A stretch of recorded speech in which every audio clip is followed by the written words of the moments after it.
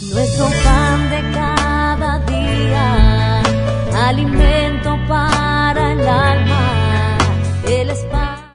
Dice la Biblia en el libro de Jueces, capítulo 21, versículo 25. En esos días no había rey en Israel. Cada uno hacía lo que le parecía bien. En esos días no había rey en Israel. Cada uno hacía lo que le parecía bien. Este versículo final del libro de los Jueces resume la situación espiritual, moral y política de Israel en ese tiempo. Había un total desorden por la ausencia de un rey. Y no era que no tuvieran un rey, sí existía, estaba establecido desde hacía mucho tiempo, y ese rey era Dios mismo. Lo que ocurría era la falta de disposición para obedecer a ese rey. Entonces, lo que Dios determinaba para dirigir, defender, acompañar a su pueblo eran los jueces. Por eso se llama el libro de los Jueces. Pero en la ausencia de un rey, parecía justificarse para hacer lo que quería.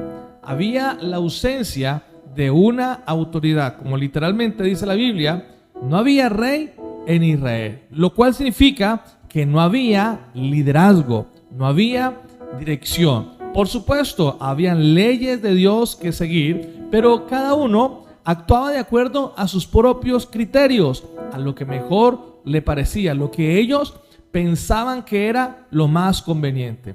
Pero hoy en día la realidad no es diferente. Hay un alejamiento sistemático de la autoridad de Dios. Cada uno quiere seguir su propio camino, y esto está llevando cada día a un caos moral y espiritual. Todos necesitamos reconocer la existencia de una autoridad, pero sobre todo la ausencia de una autoridad va a hacer que tengamos la falta de dirección y de orden. Por lo tanto, necesitamos reconocer también la autoridad de Dios como rey y también someternos a su liderazgo. No solamente reconocerlo, sino también obedecer lo que Él determina para nuestras vidas. Entonces, a la ausencia de una autoridad, entonces lo que viene es desorden. Porque cuando dice la Biblia que cada uno hacía lo que bien le parecía, se está describiendo una situación de relativismo. Es decir, no hay un estándar moral fijo, sino que todo depende de lo que cada persona considera lo correcto. Aquí estamos dirigiéndonos o echando un vistazo a una sociedad donde no hay una verdad absoluta, y las personas justifican su comportamiento de acuerdo al criterio de sus propias ideas. El relativismo, presente en nuestra sociedad actual también, muchas veces promueve la idea de que cada uno tiene su propia verdad. Pero como hijos de Dios, estamos llamados a vivir conforme a la verdad revelada en su palabra. El Evangelio de Juan, capítulo 8, versículo 32 dice: y conoceréis la verdad, y la verdad os hará libres. Existe una verdad absoluta, aunque cada uno tenga su interpretación, y aunque esta interpretación sea diferente, la verdad es una sola. Yo lo determino con la operación aritmética. 2 más 2 es 4. Y si alguien piensa algo diferente, la verdad absoluta es que 2 más 2 es 4. Y si alguien tiene opiniones diferentes, por supuesto, son respetables las opiniones, pero eso no va a quitar que la verdad absoluta sea una sola. Pudiéramos decir, 3 es cercano, 5 es cercano, pero por más cercano que sea, 2 más 2 es 4, y esa es la verdad absoluta. Dios determinó un plan, Dios determinó una naturaleza, Dios determinó un orden, y ese orden establecido en la Biblia es la verdad absoluta. No hay cabida para otras interpretaciones. Pudieran surgir opiniones que, como dije hace un momento, son totalmente respetables, pero la verdad es una sola.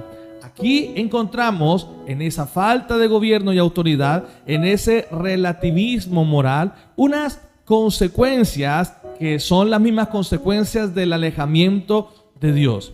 Durante el periodo de los jueces, Israel sufría ciclos de pecado, opresión, arrepentimiento y liberación. Era un ciclo, como un círculo vicioso, donde eran pecadores, eran oprimidos por sus enemigos, se arrepentían y Dios los liberaba. Luego se repetía el ciclo, pecaban, eran oprimidos, se arrepentían y eran liberados por Dios. Y ese ciclo, sin darse cuenta, estaba alejándolos de Dios, que en su infinita misericordia y bondad los rescataba, los ayudaba, pero siempre volvían a repetir ese círculo. Esta consecuencia directa de alejarse de Dios también viene por comenzar a seguir el camino que cada uno considera correcto. Alejarnos de Dios, alejarnos de la luz, siempre va a traer confusión, va a traer conflictos, va a traer sufrimiento. Pero la paz y el orden solo se encuentran cuando reconocemos a Dios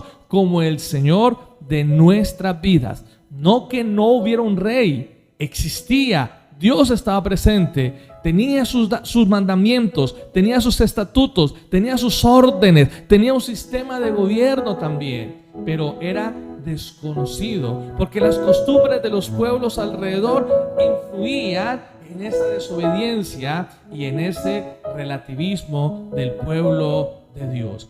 Aquí se establece la necesidad de una autoridad, la necesidad de un gobierno, pero esa autoridad y ese gobierno debe ser de alguien justo. Aquí hablamos de Jesucristo como Rey, de Jesucristo el justo, el que nunca pecó, el que nunca dijo una mentira, el que nunca estuvo lejos de la presencia de Dios.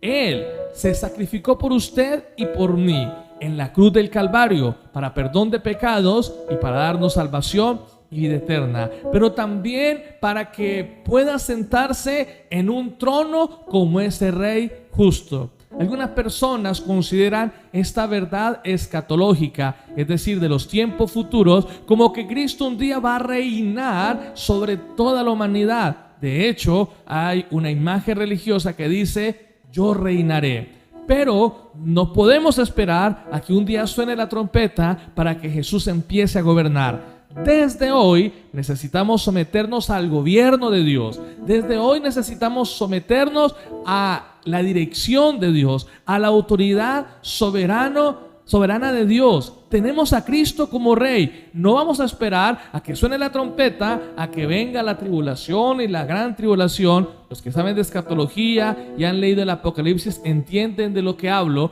para que Cristo empiece a ser Rey sobre nuestras vidas. El tiempo es hoy. Hoy necesitamos reconocer la autoridad, el señorío y el gobierno de Dios en nuestras vidas. No piense que Dios algún día reinará. Hoy puede estar reinando. Hoy necesita reinar en su corazón y en su vida. La pregunta es: ¿usted se lo va a permitir o lo va a desconocer como un día hizo el pueblo de Israel? Entonces vino un enfriamiento espiritual, entonces vino un alejamiento, un pecado que llevó a la destrucción, a la opresión.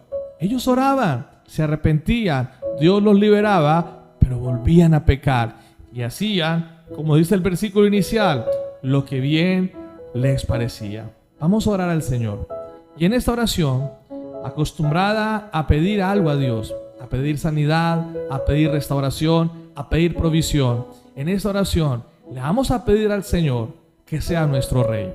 Le vamos a pedir a Cristo que sea nuestro gobernante. Vamos a decirle que nos vamos a someter a sus órdenes, a su autoridad, a su gobierno, no al gobierno de las tinieblas, no al gobierno de la oscuridad, no al gobierno del caos, no al gobierno de la relatividad, lo que cada uno piensa que es correcto, sino lo que Dios ha establecido que es correcto, a través de su palabra, a través de sus mandamientos y a través de esa dirección que solamente podemos encontrar en Él. Vamos a orar le invito a que hagamos una oración que es muy sencilla, muy corta, pero también la oración más importante de la vida. Esa oración donde le pedimos a Dios perdón por nuestros pecados, pero también le pedimos a Jesús que sea el gobernante de nuestro corazón. Oremos al Señor. Nuestro buen Dios y Padre Celestial, hoy reconocemos que hemos pecado, que hemos actuado de acuerdo a nuestro criterio.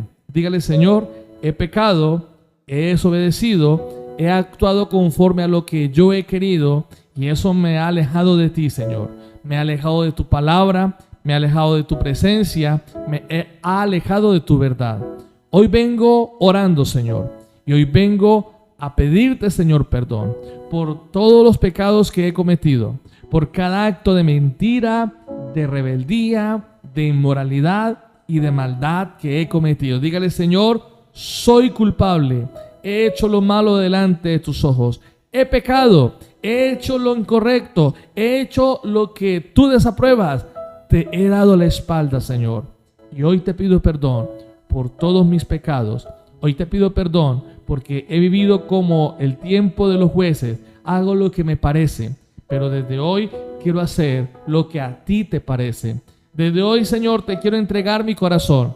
Desde hoy te quiero entregar mi vida para que empieces a obrar de acuerdo a tu voluntad. Hoy te entrego, dígale: Señor, el gobierno de mi corazón, el gobierno de mi vida. Te pido a ti, Señor, que tomes el control. Te pido a ti, Jesús, te recibo, Jesús, como mi Señor, como mi Salvador, pero también como mi Rey.